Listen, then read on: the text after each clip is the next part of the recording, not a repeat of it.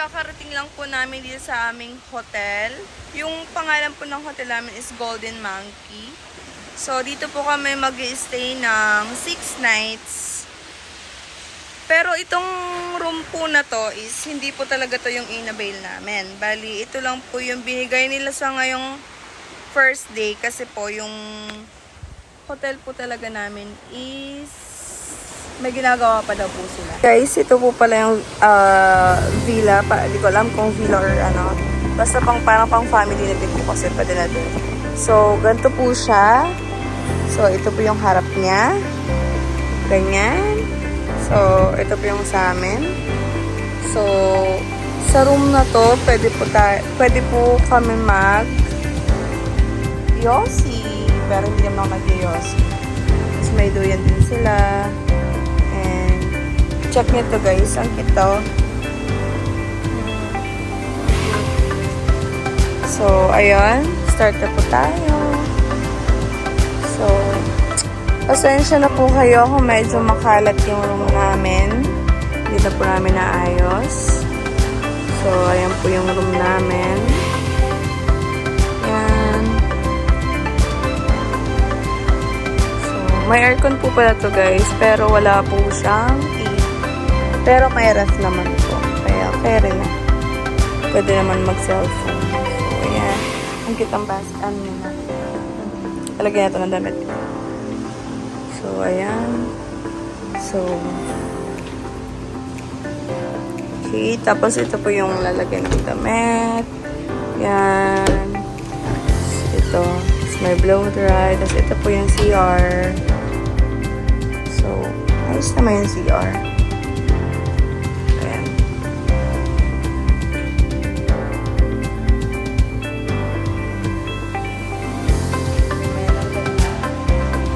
Kasi parang uulan siya ngayon. Wala siya. Hindi kita yung mga mountain na yan. Hi guys. Nag-rent po kami ng motor ngayon. So, magkano nga to? 24 hours. 500 or 600? So, gantong motor 600. So, pupunta kami ngayon ng town. Magtingin-tingin daw kami. Ewan ko kung saan kami pupunta. Guys, ganito po yung daan namin pagaling sa hotel papuntang town. So, ganito po siya. Medyo makitid nga lang po. Pero okay naman. Kung nakamotor ka, mas okay. Kasi pag tricycle po kasi medyo mahirap kasi medyo mas convenient yung motor pag nag-rent. So, ayan. So, ulitin ko guys, 600 pesos po pag ganitong klaseng motor. 24 hours. Automatic. Automatic po siya. Manual 500. For the click, 125. Malay na mi. Oops. Oh my God. Kaya minsan yung mga tricycle driver, ayaw nilang pumasok dito kasi mahirap. Guys, alam nyo ba, pag nandito kayo sa El Nido, puro apa makikita nyo.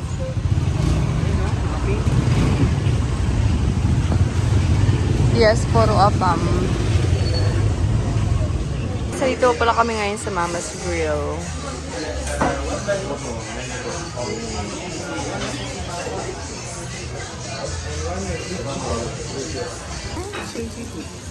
Shrimp seafood, tapos adobo with coconut. Ganun, no? So, nasa around 300.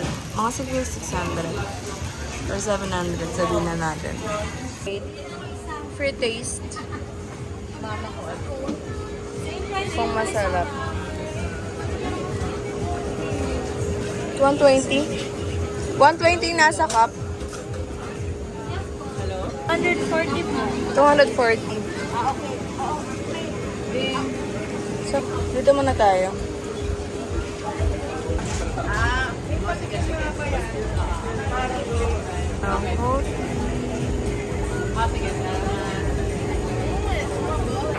Hi guys! Morning!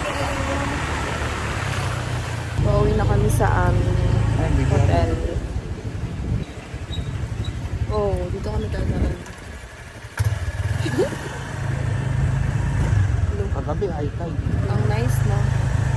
Kagabi, high tide po Tapos ngayon, low tide na siya. So, pwede na tayong pumunta. Ito amin po yan Pero pinili po namin kagabing dumaan. Guys, ito po pala yung kung saan kami mag-breakfast. Pwede din kayong uminom, pwede din kumain, dinner, pwede din dito. So, ito yung place niya. Yan. Tsaka, ito naman yung view niya. Ang ganda din ba? So nice. Kaso wala pang araw ngayon.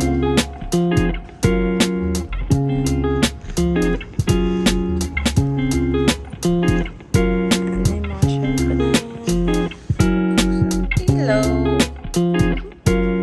Ang cute!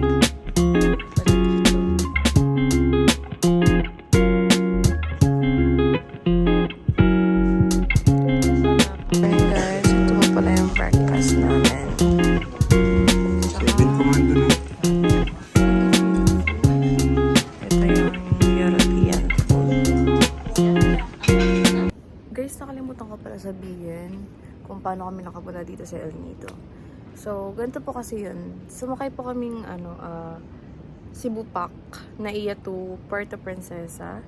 Nasa 1 hour 30 minutes lang naman po yung biyahe. Tapos, pagkadating po namin sa Puerto Princesa, sumakay po kami ng van papuntang El Nido. Siguro mga 5 to 6 hours po yung biyahe namin. Tapos, meron po kaming one stop nun. Pwede po kayong kumain, mag-snacks, or mag-CR. Tapos, yung per head po pala nun is nasa 700 po yung price. So, meron din po nag-aalok doon ng mga package. Pero kami po, doon na po kami nag-book ng package namin para sa tour. So, mamaya may tour A po kami.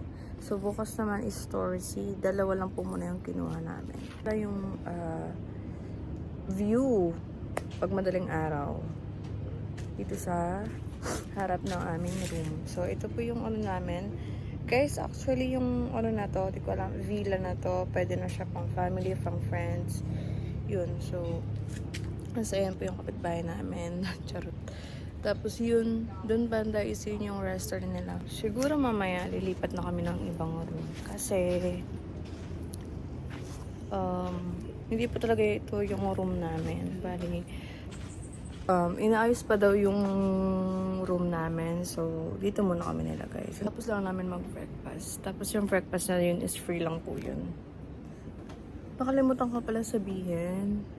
Yung room po na ito, yung nag-book po kami sa booking.com. Bali, yung binook ko po is 7 days, 6 nights, 2 packs. Free breakfast na po yun. So, actually guys, 700k lang talaga yon. Kaso kinancel ko kasi akala ko hindi kami matutuloy. So, nung binook ko ulit, naging 21,000 na siya. Yan. Pero okay naman, worth it naman siya. 7 days, 6 nights, diba? Mura na nga yun eh. Tapos free breakfast pa, good for 2 na yun. Tapos may free trike din sila papuntang town. Tapos, free trek din pa uwi. Yun. Bye!